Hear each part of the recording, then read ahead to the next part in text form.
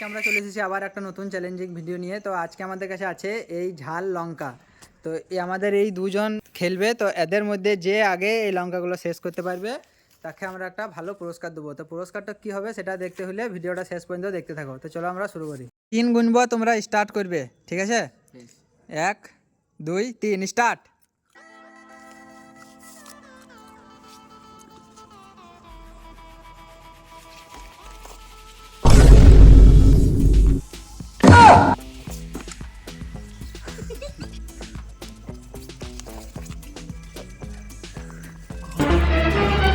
Oh no!